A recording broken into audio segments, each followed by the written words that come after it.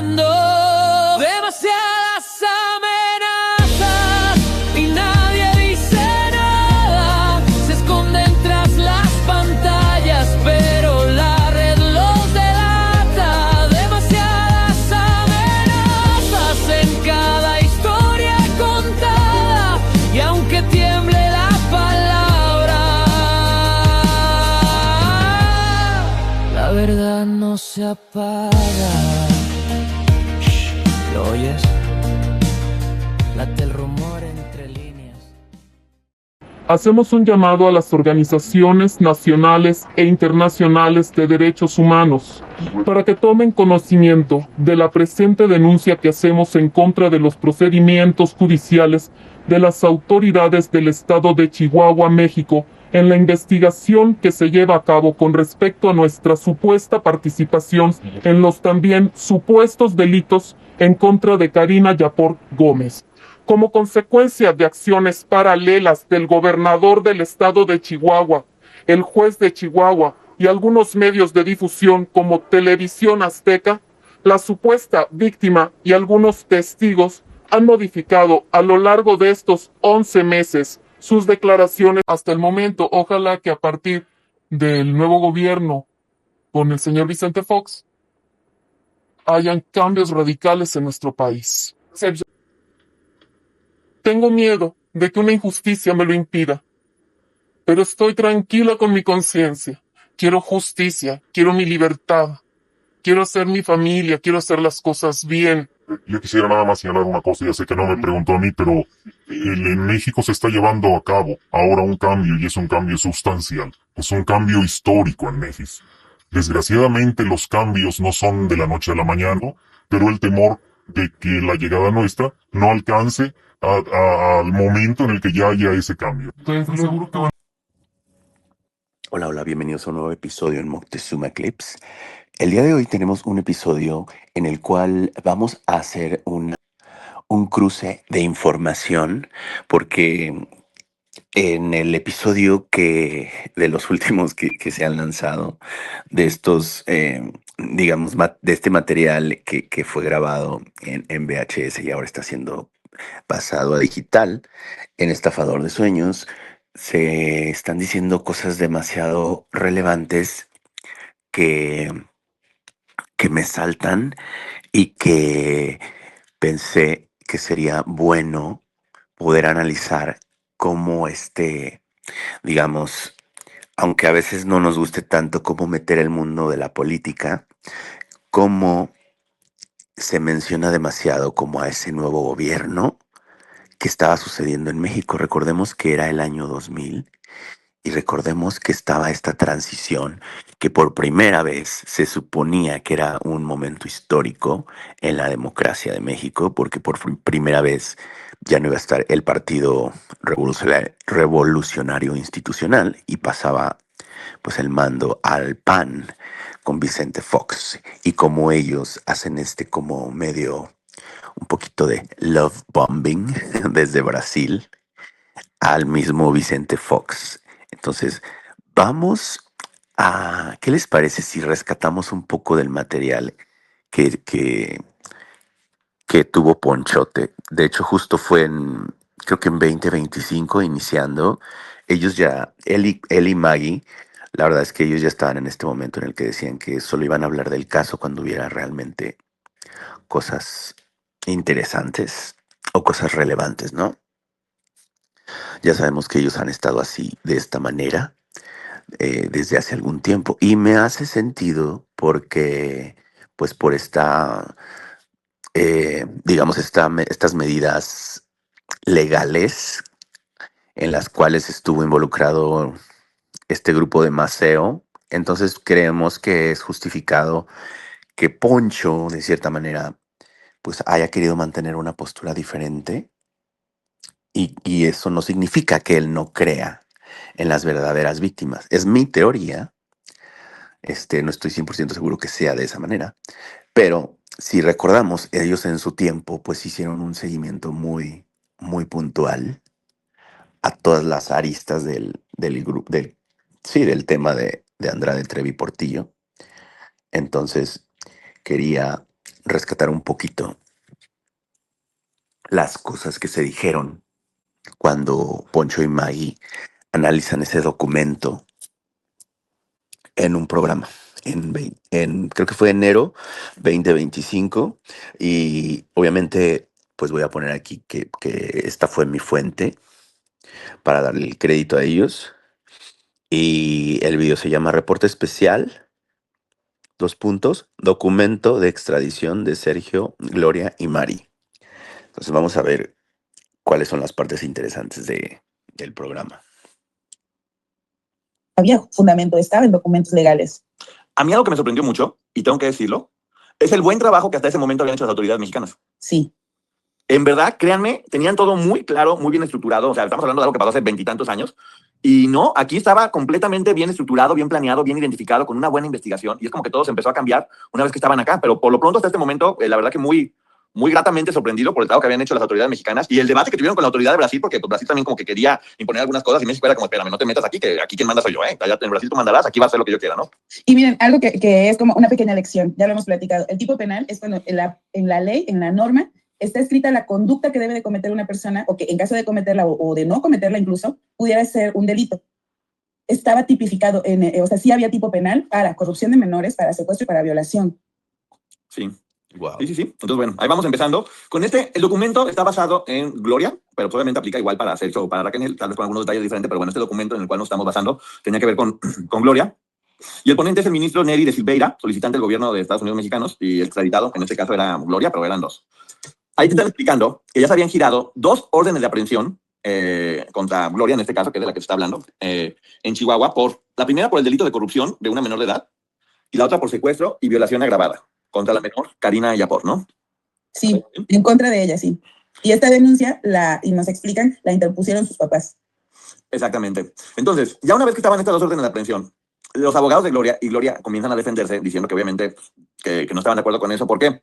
Lo primero es, Gloria dice que es falso y que todo eso en realidad es por una disputa entre Televisa y TV Azteca a ella, y que todo esto es un invento o chismes que no pasaba nada, que era un invento de las televisoras o de una televisora en especial para poderla lastimar, ¿no? Ay, perdón, porque como tengo el YouTube que tiene comerciales, entonces denme un segundito. Pero sí, como ya estaba ahí ellas con sus falacias, ¿no? La Trevi. No, es que esto es incorrecto, esto está mal, esto no ocurre, no ocurrió nada, todo esto es un invento de la televisora. Vamos a continuar. Inocente, completamente ignorante de lo que pudieran estar señalando porque por lo menos a su vista esto no sucedía y que por lo tanto ya no tenía ningún tipo de responsabilidad y no entendía por qué estas órdenes de aprehensión. Sí, y por ejemplo, empieza a alegar ella, ¿por qué piensa que esto no debería ser o se debería rechazar? Sí. La primera es la falta de competencia del juez. ¿Cómo es esto, Maggie? A ver, para que nos expliques tú. Que no tiene la capacidad o que él no era la persona idónea para juzgar. Ok, la segunda es porque dice que básicamente las dos órdenes de aprehensión es lo mismo. Sí, y ella lo que menciona es que no puede ser lo mismo porque el otro personaje del que se habla aquí es Sergio. Ella dice no se nos pueden imputar las mismas cosas. La tercera, que esta me llamó muchísimo la atención, porque creo que al final ella aceptó y dice, ok, en caso de que yo fuera extraditada, solamente se me podría juzgar por lo de Karina Yapor. Solamente, no por nada más. En caso de que aceptara, solamente se me puede juzgar por Karina, que aquí es donde no sabemos. Wow. Y fue ahí donde únicamente se le pudo juzgar por ella y no por todas las demás, porque era una condición que ya estaban poniendo desde antes, ¿no? Sí, dice, la extradición de ser concedida debe limitarse a los posibles delitos cometidos en contra de la menor y dicen el nombre de Karina. A mí eso me llamó también la atención porque si tú sabes que no hiciste nada en contra de nadie más, ¿por qué especificarte solo lo que sucedió contra ella? Sí, esto sí fue raro, pero también explicaría algunas cosas. Y la cuarta es que dice, ya, bueno, es que no están dando datos precisos del lugar o fecha o la naturaleza o qué circunstancias pasaron lo que se me está atribuyendo a los crímenes. No hay como datos muy específicos, todo está muy por encimita, no está bien sustentado, ¿no? Sí, esto que están hablando, ella habla que sus abogados, que para que se conceda la extradición primero se tendría que explicar tiempo, modo y lugar del delito que se supone que en ese momento ella había cometido. Y dice, a mí no me están especificando, no hay fechas exactas, no hay un lugar exacto y no están explicándome cuál es el delito concreto por el que yo sería juzgada. Wow, creo que esa parte, creo que eso sí han estado mencionando en estos últimos programas que ha estado lanzando Liliana Regueiro en su canal, pero es que de verdad es tan difícil como llevar como una un track de todo, porque no nos han estado dando tiempo, los han estado lanzando uno tras otro, y de verdad que son oro, o sea, son de verse una y otra vez, porque tienen tanta información que debe ser analizada, y creo que sí hay una parte en la que ella menciona esto, ¿no? Que no tenían fecha, lugar y hora y todo esto, ¿no? Ya hemos hablado como si para las víctimas es difícil recordar, poder racionalizar lo que les pasó. Ahora imagínate tú tener fecha, lugar y hora y todo esto, ¿no? Cuando sabemos cómo cuando las buscaba Gloria era en las madrugadas, ¿no? Y las llevaba a otra casa y todo esto que siempre se repetía, ¿no? Siempre era un manual que siempre hacía Gloria. Y la quinta que está diciendo es, dice ya, no puede haber secuestro porque los papás autorizaron que viniera con nosotros, por lo tanto, no hay secuestro, ellos lo autorizaron, ¿no? Y vemos estos argumentos nuevamente de cada determinado tiempo llega a visitar a sus papás, o sea que con eso demostramos que secuestrada no estaba. Y la sexta es que dice que en caso de que hubiera habido corrupción ya prescribió porque únicamente tiene un año para poder denunciar y que ya había pasado el tiempo, por lo tanto, eso no funciona, ¿no? Sí, y que obviamente ella no tendría ningún tipo de culpabilidad con el delito de la violación. O sea, ya dijo del secuestro y ya dijo de la violación en este caso.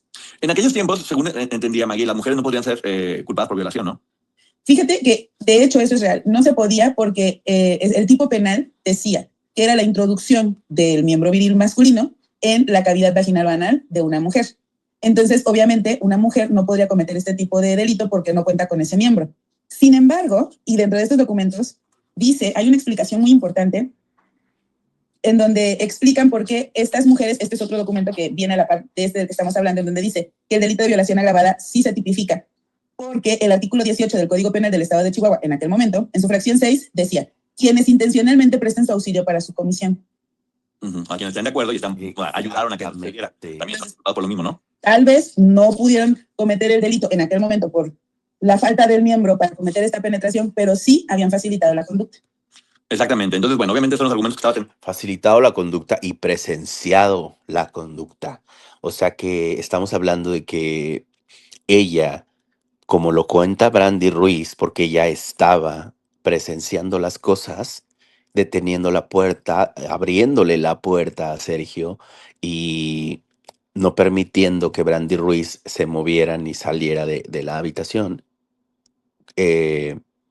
Brandy Ruiz podría demandar también, bueno, en esos tiempos podría haber denunciado que, bueno, su declaración en el documento de Chihuahua, su declaración en esos tiempos en Chihuahua, para robustecer lo de Karina Yapor, podría haber sido considerado también una denuncia de violación.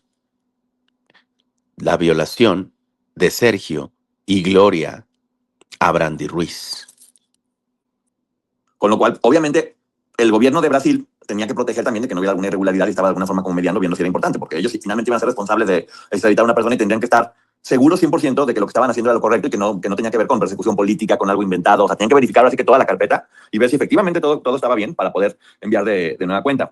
Entonces, aquí es cuando el gobierno hace la contestación, donde, por ejemplo, el gobierno de Brasil decía que sí, o que posiblemente podía regresarla, pero que no podía regresar a estar presa, que tenía que regresar estando en libertad. Perdón. Bueno,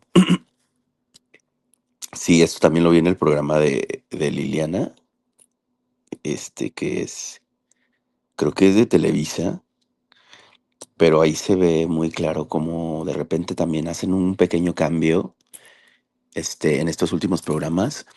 Ya entra este personaje, este actor, que me recuerda tanto al falso periodista, falso estudiante de derecho y falso víctima. Está igualito, hasta se viste igual y habla igual. Siempre quiere aclarar que ellos son imparciales y no sé qué. O sea, de verdad que la misma historia, el mismo cuento, o sea, el mismo modus operandi que creen que les puede volver a funcionar, ¿no? Cuando ya pasaron 20 y tantos años. pero es muy, muy gracioso cómo existía alguien así ya en esos tiempos. Bueno, que él sí era periodista, se supone, ¿no? Era un reportero. Perdón, pero tú no te vas a meter con cómo son las reglas en México. Aquí en México tiene que haber una detención preventiva, pues hay una orden formal de aprehensión. Y además, esta orden formal de aprehensión y la investigación reveló la existencia de delitos penales graves con indicios de autoría. O sea, Brasil no puede imponernos su modelo jurídico. Aquí no vengas a darnos tus reglas porque no aceptamos, ¿no? Sí, porque de hecho lo que ellos explican es, hubo una colaboración, pero el delito lo cometen acá. Y el delito que se cometió acá amerita prisión preventiva. Entonces, no me puedes dar órdenes para dejarlos en libertad de mi territorio cuando me cuesta tanto trabajo capturarlos.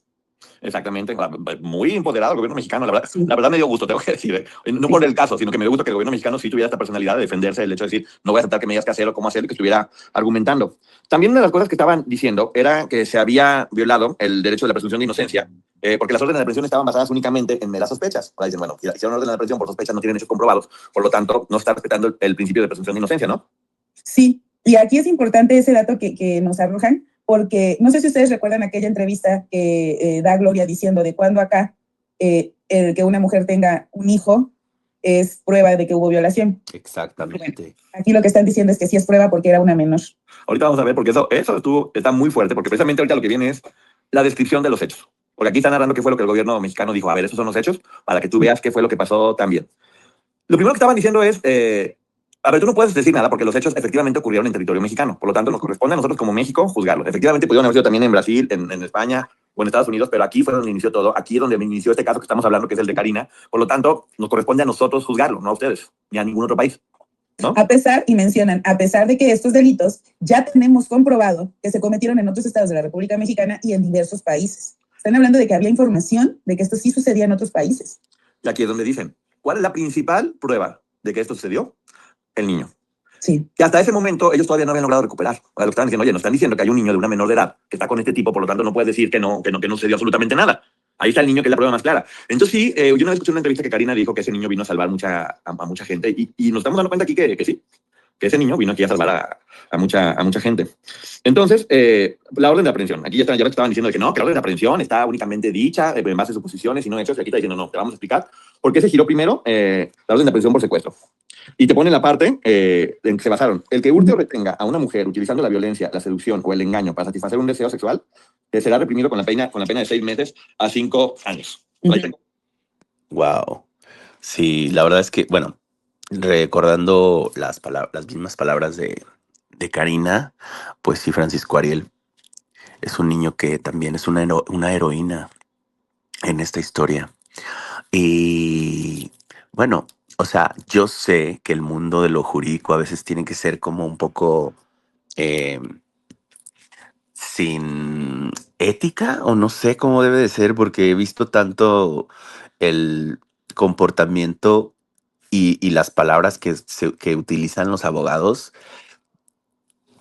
que son tan descarados, de verdad, como encuentran estos recovecos por los que se pueden mover, y como dicen, no, o sea, no porque fue en este estado, no porque no sé qué, no porque, o sea, le buscan y le rebuscan, y obviamente,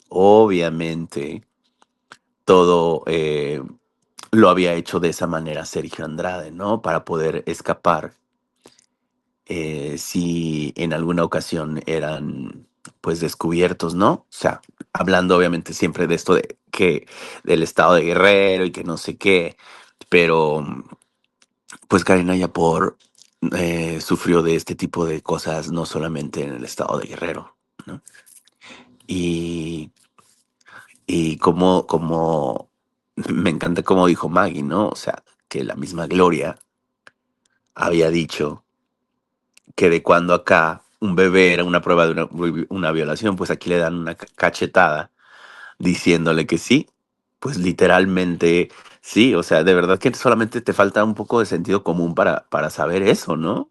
O sea, ¿qué piensan ustedes? Vamos a continuar con este video. Última finalidad. También están diciendo que los padres no pueden decir que ellos estuvieron de acuerdo o que ellos la entregaron, como estaba mencionando la defensa, porque ellos fueron engañados. su hija de 12 años fue llevada a estudiar, que es lo que siempre hemos dicho. Ellos dieron permiso de que sus hijas fueran a estudiar y prepararse, no a que fueran abusadas, golpeadas, violentadas o a que pasaran todas las cosas que estaban pasando. Por lo tanto, es ilógico decir, no, pues ellos les dieron permiso. Pues es como si te piden permiso de llevarla a la tienda y hacen todo un montón de cosas. Pues no tiene ningún sentido eso. Ahí estoy completamente de acuerdo, ¿no? Y justamente esos argumentos eran los que estaba presentando en aquel momento el Ministerio Público. Si hubo un permiso, tenemos, y así lo mencionan, que tienen ese permiso, alguna fotocopia, supongo, pero dice que ellos cuentan con esa información porque la proporcionaron los propios padres de la menor, diciendo que habían sido engañados porque ellos, el permiso era para que su hija fuera a estudiar a esta academia de música. Qué bueno. Qué bueno que, bueno, desde esos momentos se tenía claro, ¿no? O sea, algunas personas lo tenían claro. Creo que tal vez las que defienden, sí, o sea, los que son como abogados y se prestan para defender a los acusados, también en su mente lo tienen claro, pero obviamente necesitan como siempre hacer como juego jurídico y como sí, esta manipulación, ¿no? O sea, como ver ambos lados para ver qué hilo pueden jalar, qué pueden que puede ser como contradictorio o que puede ser como una salida, ¿no? Un escape para los culpables, ¿no? La verdad es que así lo hacen, como decía anteriormente, sin ética, pero aquí pues se comenta como México sí estaba dispuesto a estar peleando de la manera correcta, ¿no? O sea, en este caso pues Chihuahua. Aunque ya después, cuando ellos ya estuvieron ahí, pues ya empezaron a suceder otras cosas, como empezaban a mover de juez y, y de abogados hasta que ya las cosas favorecieron a estos señores. O sea, continuar. Está muy interesante. La verdad es que no quiero como tipo reproducir el video entero, pero sí partes como muy relevantes. ¿Quién te empiezan a decir? ¿Ibas a decir algo? Sí, nada más antes de continuar, también en esta parte se señala al embajador de México en Brasil como un entrometido. ¿Por qué? La defensa de Gloria, y me refiero a Gloria porque este documento el que encontramos es el de ella.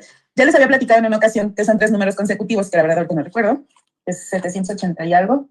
No lo recuerdo, les mentiría, pero en Brasil está. Y señalan con números consecutivos a Gloria, a Raquel, bueno, creo que me parece la primera es Raquel, luego Gloria y luego Sergio. Así están numerados. Y aquí lo que dicen en este documento, que se corresponde a lo de Gloria, pero que prácticamente son iguales, porque recordemos que sus defensas se dan en conjunto, lo que menciona es que es gracias a la intervención, a la intromisión del embajador, que se está desvirtuando toda la información del embajador de México en Brasil. Entonces hasta el embajador salió embarrado en aquel momento. ¿Qué entrometido? Ni que fuera el embajador. ¿Qué anda haciendo? Ni que fuera el embajador de México en Brasil. Pero bueno, se había dicho que no se habían presentado día, mes, o como datos específicos. Aquí empiezan a dar datos específicos de salió en tal fecha, pasó en tal fecha, en esta fecha pasó esto, en esta fecha pasó el otro. Arman completamente todo para dar las pruebas necesarias de que los hechos sí habían ocurrido y que por lo tanto sí eran importantes buscarse en cuenta. Algo que es bien importante, porque las personas que estaban inculpando, dice, todos, desde que captaban a una persona, sabían a qué la estaban llevando. Sí. O sea, cuando captaban a alguien, cuando llevaban a alguien, sabían qué es lo que iba a pasar con esa menor. No es que en realidad pensaran de, vamos a llevarla a que estudie, no, ya sabían, porque formaban parte de esta organización y sabían lo que sucedía dentro de esta organización y por lo tanto llevarla será para eso. Lo que tal vez en ese momento siento que le faltó, o la falta de información es decir, sí sabían porque eran víctimas, tenían que saberlo porque también lo estaban viviendo. Bueno, las que fueran víctimas o los que fueran De víctimas. hecho, hay una parte, pero es que te congelaste, pero ya te me descongelaste. Hay una parte en donde mencionan que se entiende que muchas de ellas no actuaban por voluntad porque también eran víctimas. Pero aquí hay un dato importante, porque hablan respecto a que hay personas que ya son adultas y que están plenamente conscientes de lo que ahí estaba pasando. Así es. Mira, de hecho, algo que sí queda muy claro es como finalmente se sigue repitiendo la misma escala. En la que sí se muestra en ese momento a Sergio como principal culpable, Sí. ponen a Gloria y a Raquel como 2 personas que también apoyaban a Sergio. Y hay otro grupo de chicas que estaban ahí también con responsabilidades, pero que ahí mismo especifican que se entendía que era porque estaban obligadas, ¿no? Sí, de hecho, miren, lo voy a comentar y no quiero que nada de esto se malinterprete, es lo que está en el documento. Ponían a la persona, o como la persona que creó este grupo, a Sergio y a sus principales facilitadoras, Gloria y Raquel. Sin embargo, también estaban hablando, por ejemplo, de Marlene, de Katia y de Gabriela Holguín. A ellas 3 las ponían. ¿Qué sucedió en el caso de ellas 3? México, cuando solicita estas órdenes de aprehensión y demás, Brasil contesta que ellos no encuentran elementos para que haya órdenes en contra de Katia o de Marlene, porque entienden que ellas dos también estaban siendo víctimas de esta situación. En el caso de Gabriela, que ahorita nos lo vas a platicar, te lo voy a dejar para que tú lo cuentes, por un detallito como poseer llaves de una propiedad, es que a ella le giran la orden de aprehensión. Por tener las llaves. O sea, es que eso es lo increíble. O sea, según el rol, ¿cómo funcionan estas organizaciones? Tú obligas a las personas que están ahí a que hagan funciones porque de alguna forma las haces cómplices y por lo tanto no te pueden atacar, porque también quedarían expuestas. Y aún así hubo varias que lo hicieron. Gracias, Griselda. Beso. Entonces, de nueva cuenta vemos cómo funciona esto y cómo sí se trata Bueno. de... Sí, o sea, obviamente, bueno, en esos tiempos sí pasó eso, lo de Gabriela Holguín.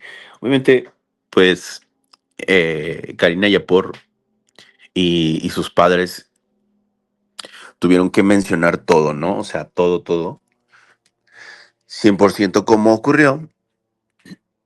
Y en eso involucraban acciones de otras personas que después, obviamente, se fue demostrando que eran víctimas reales y por eso fueron liberadas. Porque, bueno, estamos hablando de que todos ya conocemos hoy, pues, el hecho de este peritaje psicológico tan contundente en cuanto a Katia, que hizo que fuera liberada, ¿no? Y en cuanto a Gaby, la verdad es que vamos a ir como aprendiendo más como digamos, de un poco el rol que también le tocó a Gaby Holguín, pero sabemos cómo de la boca de la misma eh, Tamara, pues hablaba cosas buenas de ella, ¿no? O sea, de que realmente ella pues tuvo cierta como empatía por Tamara y le llevó así como que un pequeño alimento para que se sostuviera cuando estaba pues cautiva, ¿no? Y hoy en día pues sabemos que bueno, Gabriela es parte de las chicas que están unidas hoy en día. Entonces, em, no estamos viendo que Karina Yapor esté como, digamos, señalándola de nada. Entonces ellas tienen una unión que, sí, o sea, la verdad es que esa unión demuestra el grado de sometimiento que ellas tenían y el estatus de sobrevivientes que tienen el día de hoy. Bueno, vamos a continuar con partes muy, muy importantes de este video, de este análisis que hizo Poncho y Maggie, que la verdad hay partes demasiado relevantes y realmente es como que este documento de la extradición de Sergio, Gloria y Mari, digamos que hace un resumen de todos los puntos importantes y cómo podemos tener la perspectiva de cómo se le daba importancia a muchos de los hechos, ¿no? Como el hecho de que los padres fueron engañados. Entonces, continuamos. Y aquí viene algo que es bien importante, porque sí es muy bueno que se sepa. ¿Por qué el gobierno mexicano pudo conseguir esta orden? ¿O quiénes fueron las personas que fueron testigos de todo esto? Son tres ahorita y una después que ahorita vamos a mencionar. Las personas que primero dieron una declaración fueron Guadalupe Carrasco, Delia González y Aline Hernández. Que sí es muy bueno decir y también darles el valor o el aplauso que se merezca, porque tanto Guadalupe como Aline, como Delia, porque también hay que darle su valor porque lo hizo y aquí está y quedan pruebas, fueron a testificar todo lo que estaba pasando y todo lo que estaba sucediendo. Ahí hablan de cómo, según se menciona aquí, Gloria las gestionaba a intimar con Sergio, y ahí es justamente cuando dicen, las que tenían las llaves de la puerta eran Mari y Gabriela. Sí. Porque las llaves estaban encerradas. Entonces, por tener ellas la llave, ya eran responsables, según lo que estaba manejando esta organización, porque hay que volver a decir, esto era considerado secuestro, y si ellas estaban encerradas y una persona tenía las llaves, era considerada como la carcelaria. Sí. O algo así, cuando lo que hacían era tener una llave. Para que también quede claro por qué, entendiendo que no querían hacer lo que estaban haciendo, pero bueno. Hablan también de que sí, pues decían, no, es que iba a casa, dice, sí, pero iba a casa siempre acompañada, siempre la mandaban acompañada de alguien. Y aquí es donde mencionan precisamente a Marlene, a Gaby o a Katia, que queda claro que era parte del sistema que se estaba manejando ahí, y por lo cual también el mismo gobierno mexicano dice, ellas entendemos que es porque estaban obligadas. Y que la misma, ojo, en este momento Karina no había declarado, Ok. Segundo. Bueno, em, esta parte, fíjate, me llama la atención de que tuviera que ver Delia González en ese momento, pero bueno, sabemos que al final ella fue una falsa víctima, o sea, esta es una persona que no tuvo realmente nada que ver con estos delitos. Pues digamos que la verdad, tristemente y desgraciadamente, pues esta mujer Delia, pues, no sé si pues por el hecho de tal vez que su esposo quería hacer estas cosas, porque al final pues ellos fueron encarcelados por por intentar, digamos, vender cosas como e intentar como lucrar, ¿no? De la manera incorrecta. Pero pues esa es ya otra historia. Que bueno, tristemente la misma Delia años después le tuvo que pedir perdón a Gloria, ¿no? Em, pero la verdad es que es muy sospechoso, ¿no? El hecho de que ella haya entrado en esto. eh, y pues como sabemos cómo es Sergio, de meter agentes distractores y de verdad siempre hacer o sea, ser el gestor de mucha confusión todo el tiempo, como lo estamos viendo en estos programas de Televisa también. Em, sí, la verdad es que es demasiado loco, ¿no? Porque después te pones a pensar cuál era el objetivo de inventar una falsa víctima, pues supongo que tal vez para después querer desacreditar a las verdaderas víctimas, ¿no? Tener este agente falso y de esa manera ensuciar a quienes sí vivieron lo que vivieron, creo yo. Entonces, un segundito por aquí para continuar. Declarado una Bueno. hacia Lynn y Guadalupe. Y ahorita vamos a ver otro caso. Y Delia. Y Delia. Y ahorita vamos a ver la otra persona que declaró que explicaron muy bien, porque explicaron muy bien cómo funcionaba y cómo ya no eran responsables de eso, ¿no? Sí, y de hecho lo que explican es estas tres mujeres de una forma u otra narran la manera de operar de este grupo, es lo que dicen los documentos, y que más tarde, por ejemplo, en el caso de Guadalupe, ella sí menciona haber visto los maltratos específicamente hacia Karina, que es por quien estaba esta denuncia interpuesta. Exactamente, porque sí, obviamente son cosas diferentes que ahorita vamos a decir exactamente qué dijo cada una de ellas. También especifican cómo las ponían a competir entre ellas. Como ya sabemos que lo hacían para poder conseguir beneficios como comer o algo por el estilo. O sea, o sea, se iba manejando muy bien cómo se iba estructurando todo eso. Y mencionan también que el modus operandi fue prácticamente igual con todas, por lo cual aquí ya se queda claro que había un modus operandi o una línea que se debía seguir con cada una de las partes y que ellas tenían que cumplir ese rol al haber estado ya violentadas y obligadas a hacerlo, ¿no? Y de hecho, algo que nos explican de forma bastante detallada es que en este punto específicamente, la propia autoridad entiende que estas chicas sí eran víctimas, pero también que había responsabilidades de las que a través de un juicio se iban a deslindar o no. Exacto. Pero en ese momento necesitaban hacer estos señalamientos porque era lo que las personas que estaban declarando estaban diciendo. Exactamente. Entonces, están diciendo cómo todo esto empezó a ponerse mal, porque aquí están diciendo, empezó con un calendario elaborado aparentemente para ejercer la prostitución, ya que en ese momento las chicas tenían 14 años y aparecía un número de contacto para que pudieran estar con ellas, que hoy por hoy ya entendimos que se trataba como de una de estas líneas hotline donde la gente hablaba y iba a haber personas, pero sí era el plan o el propósito con ese calendario, que bueno, afortunadamente no salió y no siguió prosperando, pero sí, o sea, sí funcionó a través con... Ese calendario sirvió como una prueba, porque la menor que sus padres estaban denunciando aparecía en ese catálogo con ropa muy pequeña y tenía 14 años en ese momento. Y dice, fue inducida, ay, que todo esto lo juro que lo vuelvo a leer y me siento otra vez gacho, perdón. Fue inducida a prácticas que claramente la hacen adquirir una concepción anormal del sexo. Y de hecho me gusta que ahí te dicen que el sexo debe ser algo que sea consensuado, que sea bonito, que sea disfrutable. O sea, te dicen, eso es lo normal, no lo que les enseñaron a hacer o lo que fueron obligadas a hacer. O sea, la desviaron de lo que debería ser algo consensuado, normal y bonito. Hasta me hizo un poquito romántico y bonito como lo planteó el gobierno, ¿no? Porque eso es la forma de poder demostrar que existía corrupción de menores. Estas menores no estaban teniendo un desarrollo normal y estaban teniendo una perspectiva inadecuada de lo que eran las relaciones íntimas, por lo que en este grupo se les estaba enseñando. Y hablo de grupo porque aquí así lo especifican. Y explican que tanto llegó el nivel de corrupción de su hija de 12 años que inclusive había abandonado a un niño en España, que es lo que sabían ellos hasta ese momento. Empiezan a hacer los testimonios donde Teresita, la mamá, platica que la actitud de su hija cambió notablemente desde que llegó, que ella veía que estaba muy diferente, que algo estaba pasando delante de ella. El señor Miguel Yapor también dice que hasta ese momento no ha recuperado a su nieto y que los ha afectado de una forma grave y que no saben dónde está su hija. Y hay dos personas, no hay más, pero hay dos personas que van también a testificar que sucedió lo mismo, y son Armando Agustín Parra Holguín y Eva Pereira Macías, familiares de Gabriela Holguín, que también estaban haciendo lo propio por recuperar o A su familiar. salvar a su familiar, porque sabían y entendían qué es lo que había estado pasando. Por lo tanto, estuvo muy fuerte. Y explicaban que en el caso de ella hubo el mismo modus operandi, así lo mencionan, en la captación, y que también habían sido testigos del cambio de conducta de su familiar durante el tiempo en el que había entrado al grupo y cómo se había distanciado de la familia. Exactamente, se muestran como Gabriela también era una víctima más. Y también Guadalupe Bueno, aquí digamos, comprueba, ¿no?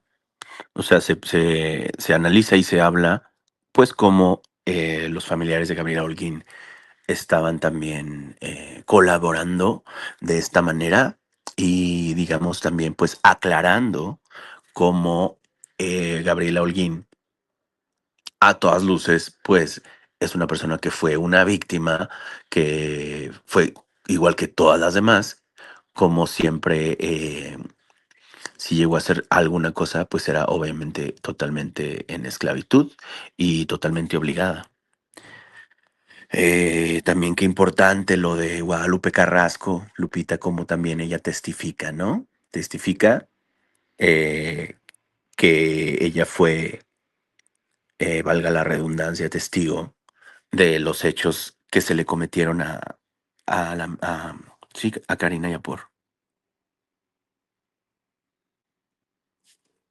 que la menor había participado en situaciones íntimas. O sea, en una ocasión solamente le tocó a ella enterarse, porque no sabemos hasta qué punto sabía, pero la primera que confirma que la menor estaba siendo ya llevada a esto fue precisamente Guadalupe.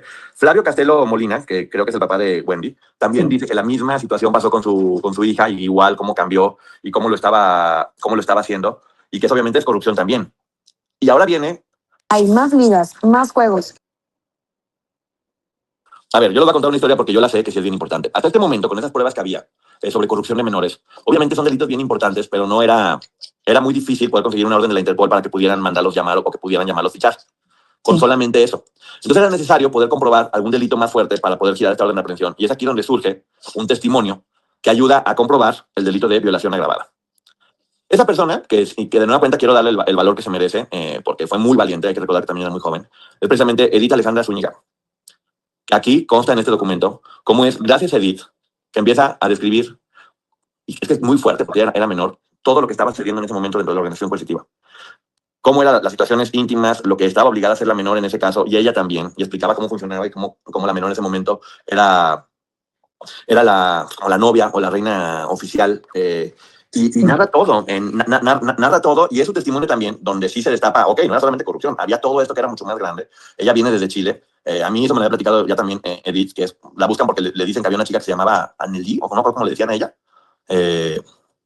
bueno, un nombre, no me acuerdo cuál era el nombre, pero Natalie, exactamente, Natalie, y Edith viene, y es Edith quien logra también dar esa ficha que faltaba para poder girar esta orden de aprehensión y que la Interpol interviniera, donde además también Guadalupe también confirmó que ella en una ocasión, como habíamos dicho, le había tocado ser testigo de lo que pasaba, y Aline, que dice, a mí no me tocó ver qué pasaba con Karina, pero sí me consta que todas las que estaban o estábamos ahí teníamos que hacerlo. O sea, no había forma de estar ahí y no hacerlo. Entonces, con esta triple declaración, que Delia dice que nunca participó en eso, ¿no? Delia, de hecho, bueno, lo que Delia platica es que efectivamente había violencia, que había abusos, que eran forzadas, que no había consentimiento, pero que ella siempre se negó a participar de estas situaciones grupales. Ok, bueno, para que veamos también cómo sí formaron parte y darle su valor de nueva cuenta a ellas, porque lo hicieron. Ahora, lo que están diciendo también es que también eso tira muchos mitos respecto a que si las ponían a hacer otras cosas con otras personas, todas dijeron que el único varón con el que tenían intimidad era Sergio Andrade. Lo que comprobaba la paternidad de los menores. Exactamente, entonces no había de otra. La única persona que pudo haber sido era Sergio el papá, por lo tanto también se comprobaba que sí había tenido intimidad con una menor, y de hecho que Katia fue testigo del nacimiento del menor. Aquí como testigo del nacimiento, que sí sucedió. Mira, antes de seguir me gustaría aclarar algo.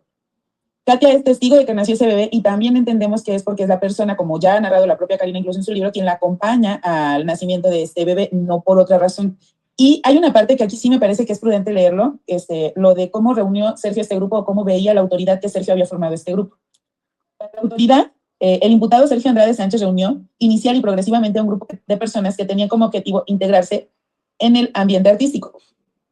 Y empiezan a narrar una serie de situaciones y después mencionan, luego debe establecerse que hubo una serie de acontecimientos que culminaron con la aceptación voluntaria en algunos casos, mientras que en otros hubo rechazo, al menos inicialmente, para tener relaciones íntimas con el imputado por parte de los coparticipantes mencionados.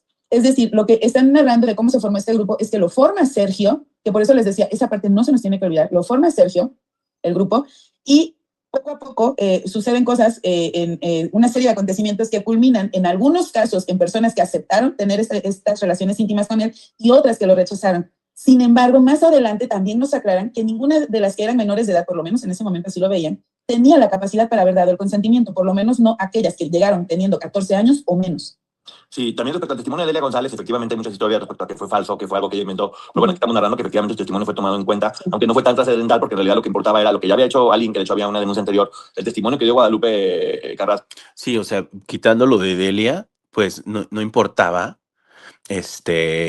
porque de todas formas estar, lo que yo entiendo es pues suficientemente robustecido para que se girara la orden de aprehensión, incluso pues con una sola víctima, ¿no? Ya como hoy estamos, digamos, pensando hoy en día es que pues no se le pregunta, no se le cuestiona a la víctima, o sea, se le toma como verdad lo que está diciendo y se hacen, se gira todo lo que se tenga que girar jurídico y pues ya en un juicio y todo esto ya se va a deducir. Se va a deducir la culpabilidad de las personas que se están imputando. Pero qué interesante, la verdad, qué interesante. Y bueno, qué interesante también, como yo decía, ¿no? O sea, que tanto Poncho y Maggie hicieron un buen trabajo. Eso no se les puede, la verdad, quitar, porque por mucho tiempo ellos estuvieron muy metidos en analizar este tipo de abusos. Hoy en día, pues ellos están más como en lo de la farándula. Ya como que dejaron de lado esto, pero en esos tiempos sí se les veía como a ellos muy interesados en difundir pues estos temas de trata de personas, de abusos infantiles y, y pues eso no se puede negar, ¿no? O sea, el material está ahí, lo hicieron, lo analizaron, fue tiempo de ellos invertido, entonces es muy importante pues volverlo a, digamos, a reanalizar. Y continuamos con el videíto. Pero bueno, sí, efectivamente hay una historia respecto a que Delia mintió en algunas cosas, pero en esta ocasión ayudó de alguna forma, ¿no? Y además recordar que no era la única denuncia, la de Chihuahua, la que estaban enfrentando. Por eso nos llamaba la atención aquel punto de solo seremos juzgados por lo que sucedió con Karina. En Ciudad de México, en aquel momento Distrito Federal, había dos denuncias, una de Guadalupe Carrasco en contra de estas personas y otra de Aline. En las dos, quien apoyó esas denuncias fue Linda Casillas. Exactamente, Linda Casillas apoyó esas dos denuncias. Sí. Y después nos enteramos que no procedieron porque se les había conseguido un amparo. Wow. Tenían un amparo. Vaya, vaya. Documentos, ¿eh? ¿Por qué no procedió? Porque habían conseguido un amparo en Ciudad de México, según lo que muestran los documentos. Entonces, bueno, en realidad sí fue muy importante ver cómo se empezaron a unir todas las piezas para poder lograr que esto hiciera y dar de nueva cuenta el valor a quien hizo las cosas y quien las dijo y cómo fue que pasó. Bueno, no metes un amparo si no corres el riesgo de que algo te suceda, ¿no? O sea, si tanto se confía en su inocencia, no pienso que se deberían de tomar esas acciones. Estamos hablando de lo que consta en estos documentos. Referente a la competencia de por qué Chihuahua está pidiendo, si a Chihuahua le corresponde o no le corresponde, lo que están diciendo fue en Chihuahua donde se inició y donde se sustrajo la menor, y hasta el día de hoy nos sigue afectando porque la familia sigue estando afectada y la menor sigue estando afectada por lo que pasó. Digamos que la extracción de la menor surgió en Chihuahua. Que la declaración de estas personas, según consta en estos documentos, en aquel momento era, de los imputados, en aquel momento era, no, su mamá la llevó a Ciudad de México. Y la mamá decía, no, la fueron a recoger a Chihuahua. Esto me encanta porque dice el gobierno mexicano. Y te informo, por cierto, que eso ya está juzgado en México, así que no te metas. Sí. Esto ya fue juzgado, ya se demostró, sí tiene competencia Chihuahua. Así que te pedimos que por favor te abstengas de estarte queriendo meter en lo que estamos haciendo o diciendo. Dice, el delito inicia desde que se desplaza al menor, pues ya se sabía a qué se estaba llevando. O sea, ya había una intención desde el primer momento hasta que termina todo lo que estaba pasando. Y también la mamá menciona que en una ocasión mintieron que se iban a ir a Ciudad de México y que en realidad se quedaron en un hotel en Chihuahua, donde iniciaron a corromperla. Sí. Wow. Mira, y fíjate, algo que justo... Terrible, o sea, de verdad. O sea, imagínate tú el dolor de doña Teresita Yapor, que de verdad un súper abrazo a esta señora tan valiente, pero de enterarse años después, ¿no? O sea, que en una de las ocasiones que se supone que viajaban a Ciudad de México, realmente se habían quedado en un hotel de ahí mismo de Chihuahua am, a agredir sex a Karina Yapor.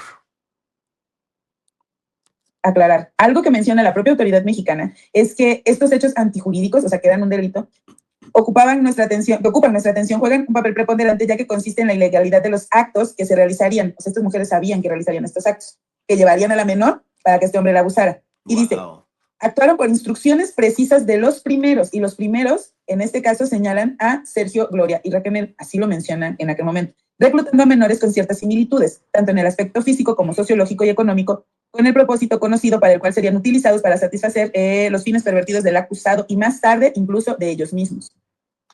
Así es. Y luego lo que sigue es la declinación de la competencia, donde básicamente están diciendo el delito de secuestro debe ser, aunque los padres accedieron, pues no sabían a qué iba. O sea, no fue como, ay, llévatela, te damos chance de que te la lleves, a que le hagas lo que sea. Pues no, es como si le dices, ay, sabes que préstame tu niña, la voy a llevar a lavarle las manos y se la llevan, pues no, no es que los papás han dado autorización, fueron engañados. Sí es lo que está diciendo. Y aquí, por ejemplo, hay algo que sí es bien importante mencionar, porque en el caso de Gloria en especial, lo que están diciendo es, bueno, si ella no participó en la violación, ¿por qué la están acusando de eso? Y dicen, bueno, porque como ya había explicado tú, había ayudado a que sucediera, según lo que dicen los documentos, ¿eh?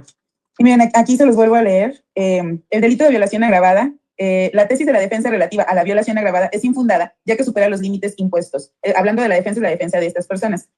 Y dice, si la mujer extraditada no puede ser sujeto activo del delito de violación como pena agravada, es decir, hablamos de que no había penetración, nada impide que se pueda responsabilizar por participar en el delito antes mencionado. En este punto, la norma contenida en el artículo 18 del Código Penal del Estado de Chihuahua establece claramente, son responsables de la comisión del delito, fracción 6, quienes intencionalmente presten su auxilio para su comisión.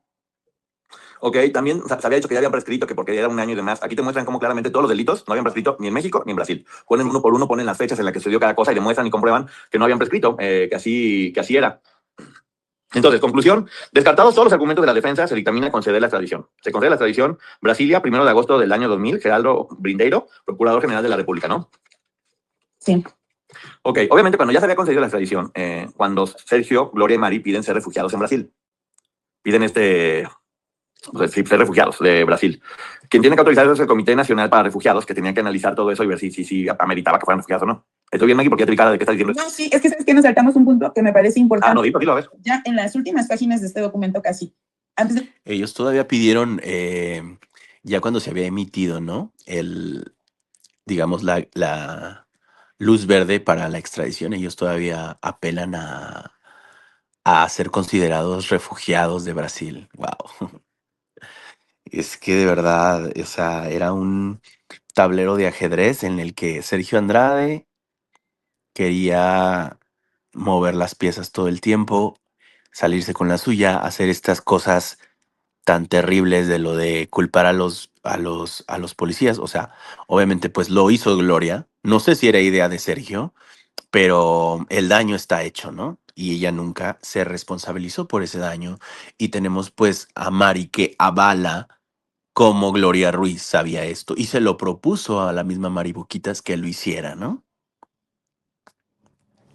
Que si bien había participación de algunas de las chicas y que mencionan a Gabriela, mencionan a Katia y mencionan a Marlene, una de las cosas que le afectó realmente a Raquel es que se habla que inducía indebidamente a la menor, en el documento se dice a la niña, a la seducción en el sentido semántico del concepto y luego incluso mediante violencia física, sumado a una serie de intimidaciones obligándolas a mantener contacto carnal en repetidas ocasiones con los imputados. Es decir, aquí están diciendo que Raquel lo que hacía era que a través de la violencia física, psicológica, estaba preparándolas, y a mí esto me llamó la atención y por eso lo quiero mencionar, a tener en repetidas ocasiones relaciones con los imputados, posteriormente participar en actos, incluidos los homosexuales. Esto me llama la atención porque entonces de alguna forma, como ya sabíamos, deslinda a Raquel de estos encuentros grupales, pero sí la pone como ella las preparaba para estas otras dos personas. Wow. ¿Sabes qué es increíble, Maggie? Que prácticamente es lo mismo que estamos viendo ahorita en California. Estamos hablando de que esto sucedió hace muchísimo tiempo. Cuando todavía ya no hablaba ninguna, estaban todas. De eso está acusada Raquel en California también. La gran mayoría, más que las 4 que ya mencionamos que fueron las que hablaron. Sí. Pero me impresiona la claridad que tenía el gobierno en cómo funcionaba la organización y cómo eran los roles, y también que no eran responsables porque eran parte dentro de esto. La claridad con la que explica todo, o sea, yo muy gratamente sorprendido. Dije, órale, entonces sí, había un buen trabajo hasta este punto. Fíjate que a mí me deja un sabor agridulce esta situación porque efectivamente había un buen trabajo, había una gran investigación y había los elementos. Por eso ayer incluso se los mencionaba y hace rato en la tarde, había elementos para que estas personas fueran juzgadas por estos delitos, corrupción de menores, porque ya vimos cómo explicaban que no estaban teniendo un desarrollo sano y normal en cuanto a la realidad de la intimidad. No censure YouTube. ¿Por qué sí se podía proceder por el delito de violación y por qué también se podía proceder por el delito de secuestro?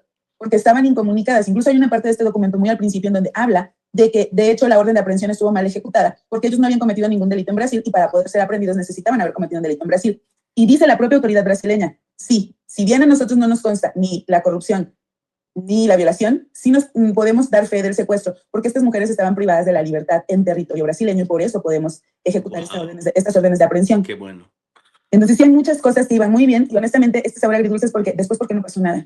Y la verdad, o sea, muy gratamente sorprendido porque de hecho habían metido esta solicitud y habían dicho, bueno, cuando hay una solicitud de refugio se suspende el proceso de extradición y dijeron no, porque la solicitud fue rechazada, nunca fue aceptada la solicitud para hacer, entonces por lo tanto el proceso de extradición sigue, entonces por lo tanto sí se van a regresar.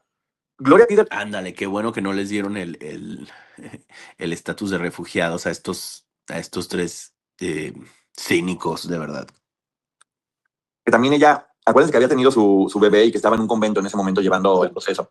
Entonces Gloria lo que pide es, ok, ¿sabes qué? Yo quiero pasar todo el proceso dentro del convento. Quiero seguir dentro del convento con mi bebé y todo esto. Se llama Hermanas Misioneras de San Carlos Borromero Salabriana y pedía como un tipo de arresto domiciliario dentro de ahí. Además de que también tenían un amparo en la Ciudad de México, pero decían que no tenía sentido porque la Secretaría de Relaciones Exteriores ya había pedido una apelación respecto a ese amparo, que lo iba a pedir. De hecho, también recordar, mencionamos esto porque es el documento que encontramos. Hay otros documentos que se los hemos dicho en algún momento, son de Sergio, algunos son de Raquel, en este caso es el de Gloria, porque así es como los hemos ido encontrando. Sin embargo, así como recordamos, o este documento nos recuerda que en ese momento Gloria estaba aquí en este convento, también estaba Raquel por la situación de la salud de sus piernas, que esa es una realidad, que ella estaba mal de las piernas. Así es, y hasta aquí estaba llegando este documento, pero hasta donde tengo entendido, Gloria platica que es cuando se entera que tiene que volver a prisión con sus menores, cuando dice, no sabes que ya regresan a México y que sea lo que sea, porque no quiero someter a mi bebé a todo esto, ¿no? Sí, de hecho, hay otro documento que no voy a exponer, pero que sí explica por qué se hace primero la extradición de Gloria y ella la acepta, porque hay una persona, es una mujer de la cual me aparece el nombre, pero es que está reclamando la paternidad del menor en favor de Sergio. Supongo, vienen otras situaciones, me atrevo solo a hablar de esta. Supongo que Gloria tuvo miedo de que este hombre quisiera quitarle al niño, porque sí existe ese documento, lo pueden buscar en Jus Brasil, y creo que por eso es que a ella se le concede primero la extradición, no por protegerla a ella, sino por proteger a su menor hijo. Y por otro lado, la mamá de Raquel, al ver que su hija estaba tan mal, según platica Raquel en su podcast, es que decide firmar y decide sí, ya, que la regresen a México, la orden de extradición. Y según tengo entendido, si uno firmaba, los otros también tenían que irse o algo así, Maggie, ¿cómo era eso? Sí, con uno que accediera a la extradición, los otros, porque ese fue un error de Sergio, porque las estaba utilizando para protegerse. Y con una de ellas que dijera sí a la extradición, como estaban en conjunto, pues él también se iba. Exactamente. Entonces, bueno, aquí vemos cómo se juntaron muchas cosas y cómo, fíjate que dentro de todo, por ejemplo, a Gloria la salvó su amor de madre por su hijo, de decir, ya voy a firmar, porque pues, Sergio no quería regresar bajo ninguna circunstancia. Bajo ninguna circunstancia, porque él les decía, el día que yo regrese me van a desvivir. Entonces, él hacía todo lo posible porque no Pues regresara. la salvó. Pues no, o sea, porque ella no lo ve como que se salvó ni nada. Realmente, tristemente, pues Ángel Gabriel también fue un instrumento en el tablero de estos psicópatas. Un lado es el amor de Gloria hacia su hijo, quien le dice, ya voy a firmar, y por otro lado también es el amor de la mamá de Raquel hacia Raquel, que dice, ya no puedo verla sufrir aquí, no puedo seguir viendo lo que está pasando acá, que firma y se regrese, y ella como quiera, vemos qué hacemos o qué es lo que pasa. Y es así como terminan viniendo aquí a México. Y aquí es donde nos damos cuenta cómo el proceso, hasta este momento, yo la verdad tengo que decir, leyéndolo todo, decir que claro estaba, porque obviamente estamos hablando de hace muchos años, donde no había toda la información que hay ahora, y donde lo narran muy bien y queda muy claro cómo funcionaba la organización, las responsabilidades que había y por qué eran las responsabilidades que había. Testimonios muy valientes, o sea, porque de nueva cuenta cuando habla de por qué la gente no denunció o algo por el estilo, estamos viendo que, por ejemplo, en el caso de Aline y Guadalupe, Aline no solamente sacó el libro, sino que puso la denuncia en México, y además Guadalupe Carrasco apoyó la denuncia en México, y Linda Casillas también apoyó esas dos. Hubo un amparo, pero aún así vinieron a ser testigos en esta de los papás de Karina, que ya sabemos que tenemos el acuerdo para poder hacer que funcionara. Y cómo se suma una Edith que viene desde Chile, recién salida también, porque es importante decir eso. Cuando una persona recién sale, tiene poco tiempo de hacer una relación positiva, se tarda mucho tiempo en poder accionar o reaccionar, y hay que darle el valor a Edith, que inmediatamente dijo, yo voy y lo hago y hablo y denuncio. Y que en Chile, Edith, Tamara y sus papás ya habían denunciado también. Exactamente, en un proceso que hasta la fecha, según tengo entendido, está como congelado, no ha terminado, y que también tenía orden de aprehensión. Porque vuelvo a decir, lo que estamos viendo ahorita fue como un mini juicio. O sea, que bueno, ya lo habíamos mencionado, pero recordar de nuevo, ¿no? O sea, cómo hay un proceso también en Chile que pues en el cualquier momento supongo que podrían tal vez como reactivarlo, ¿no? O sea, ya vimos como Liliana Regueiro, cuando esta mujer Marca emite esas supuestas medidas restrictivas en contra de Liliana y su podcast, que bueno, hasta el día de hoy vemos que a la luz del tiempo pudiera ser que solamente fue un intento de amedrentamiento o un intento de espantarla, de asustar a Lili, pero vemos cómo sigue firme Lili, sigue firme y continúa, ¿no? Pero que también de la manera en la que se mueve Lili y cómo fue a Argentina también, creo que también se mencionó de este proceso en Argentina, que tengo entendido que puede también ser reabierto y pues de nuevo em, que sea una demanda contra estos tres, em, o sea, contra Sergio y sus dos probables copartícipes. Porque sí, tenían que haber demostrado lo que estaba pasando para que Brasil aceptara extraditar, y ya había aceptado extraditar. Sí. O sea, este juicio ya había pasado, estaban las pruebas, todo estaba ahí. Y de hecho es importante esa parte que mencionabas y aclararlo ahorita. Se decía en aquel momento que por qué seguían en prisión si la investigación todavía no acababa, bueno, pues por la prisión preventiva. Y Brasil en aquel momento lo que decía es, aquí sí hubo secuestro. Estas mujeres en Brasil estaban privadas de la libertad. Sí, y también era un poco raro porque también hubo un momento en el que estaban peleando de los juzgo yo, los juzgas tú. O sea, porque aquí también hubo delitos, lo estamos viendo, entonces a quién corresponden estos delitos. El gobierno mexicano estaba diciendo, pues aquí empezó todo. O sea, porque de nueva cuenta, vuelvo a repetir, esto únicamente tuvo que ver con el caso de la menor, Karina. De la menor. Además, perdón, también en Brasil se tipificaban los 3 delitos. Al principio solo era secuestro y conforme vemos que va pasando el tiempo, explican que también se tipificaba secuestro, corrupción de menores y violación. Exactamente. Entonces, pues bueno, sí consideramos que era muy importante hablar de esto, porque es un documento oficial que aclara muchas cosas. Y como siempre he dicho, con una perspectiva muy general en la que sí vemos cómo funciona esto y cómo las personas, por el simple hecho de tener una llave, a veces podían ser imputadas, que también nos da un poquito una visión de lo que hubiera pasado si Tamara hubiera decidido continuar, de cómo era, básicamente el resultado hubiera sido exactamente igual. Y nos da una visión de lo que probablemente va a pasar en California. Exactamente. Donde se habla de esta misma estructura, de responsabilidades diferentes, Sí. también de pues, había personas que lo hacían porque estaban obligadas, y cómo la base de todo esto es, efectivamente todas pudieron haber hecho cosas, pero ¿quiénes pueden demostrar que lo hacían porque estaban obligadas? Y quiénes en algún momento tenían ya inclusive una participación dentro de las ideas solamente o el cerebro de la organización, que es lo que se debe comprobar y creo que es lo que corresponde a cada una de las partes. Como decíamos ayer, quien no denuncia se vuelve cómplice. Wow. Sí, pues claro que tiene que haber relación con lo que hay en California.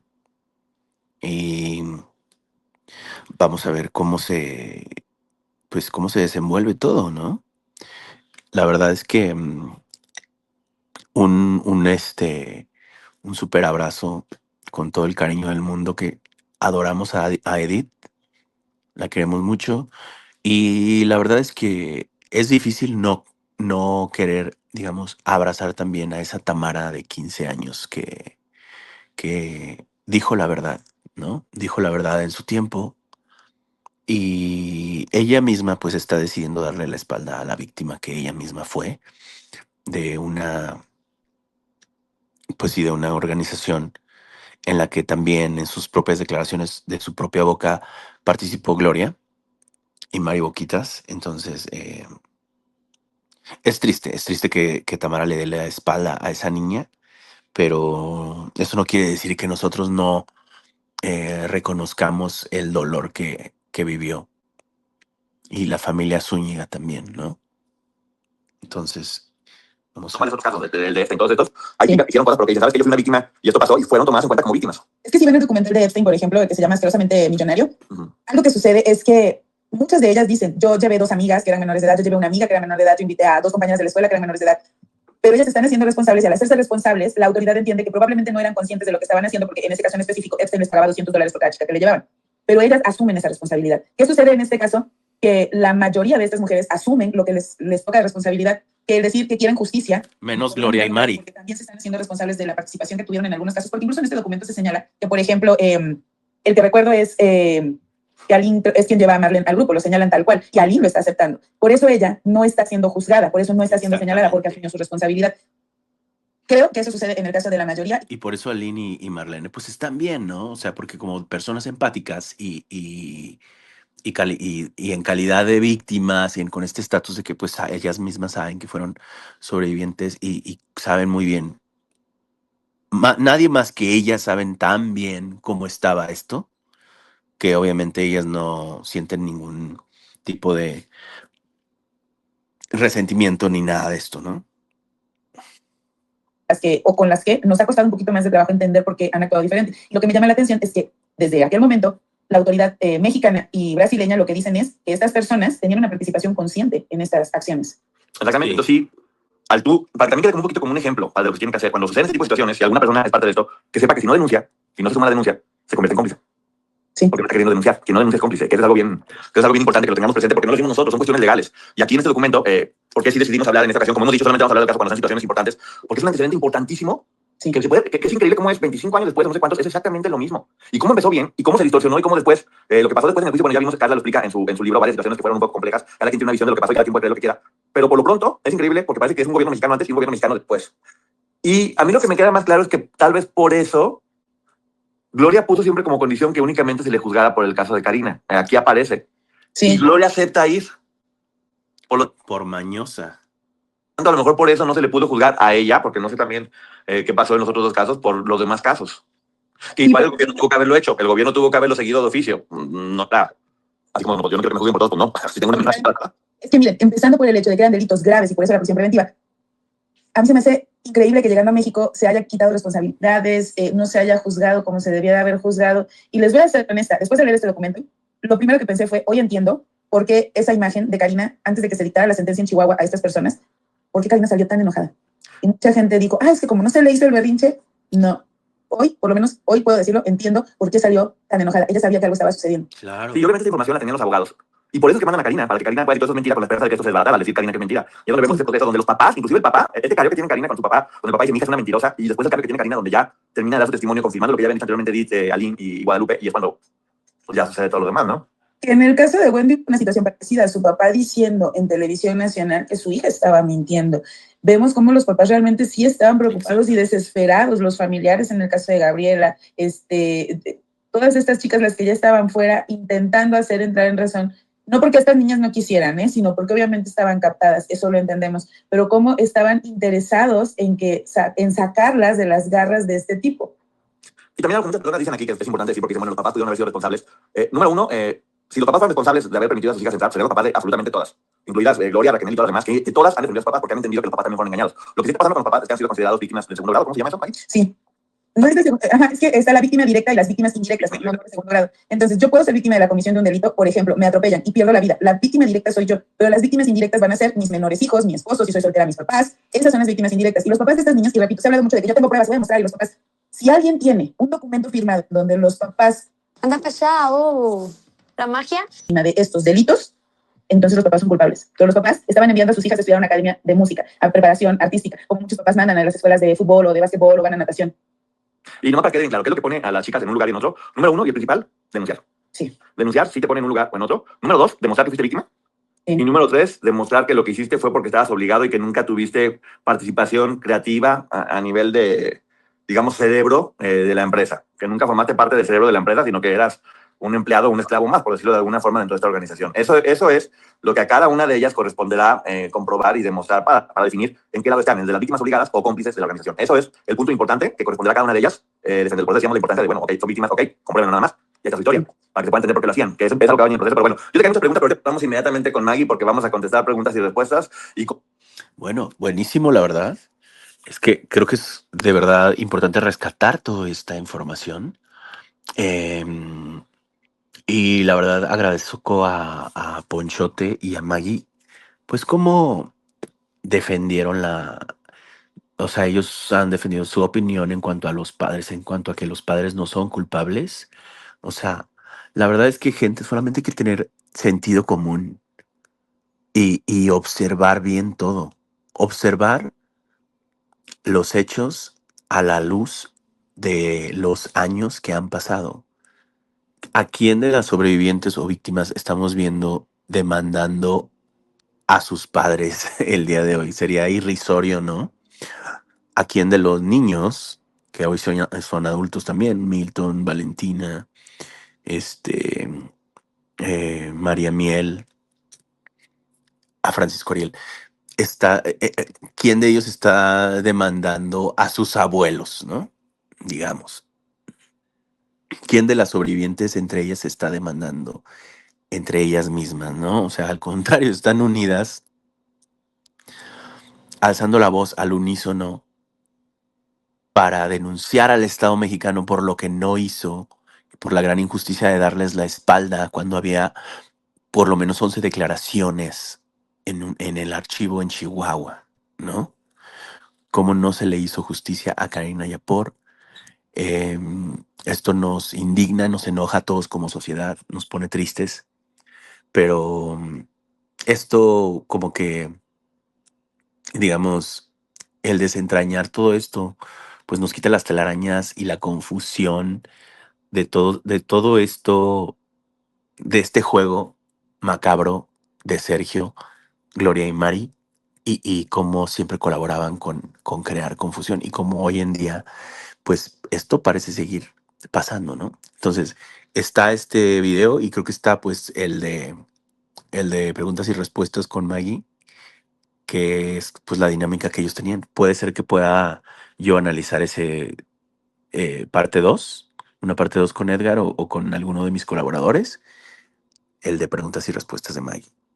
Entonces pónganme aquí en los comentarios, denme un like, compartan. Gracias de verdad a la audiencia tan bonita que tenemos aquí en Moctezuma Clips. Nos vemos pronto. Bye. Ellos mismos se siguen echando la soga al cuello. Explicó que las amenazas del clan Trevi Andrade eran aún peores que las de muerte. Ellos han utilizado en muchas ocasiones tácticas mucho más efectivas que amenazar a alguien de muerte. ¿Por qué decidió cambiar su versión y considerarse pues una víctima? Me di cuenta que me tenían en un estado de esclavitud psicológica. Noticieros Televisa. Yo espero que se haga justicia, que si ellos merecen un castigo por lo que nos hicieron, por lo que le hicieron a tantas familias, que se les dé lo que merecen, que estén conscientes del daño que hicieron, porque tal vez ellos piensan que lo que les está pasando es injusto, y yo más que nada eso espero que ellos dentro de sí lo sientan y se acuerden que se haga justicia por todos, en especial por los niños. Claro. Nadie quiere preguntar qué poder los está usando. Demasiadas amenazas y nadie dice nada. Se esconden tras las pantallas, pero la red los delata. Demasiadas amenazas en cada historia contada. Y aunque tiemble la palabra, la verdad no se apaga. ¿Lo oyes? Late el rumor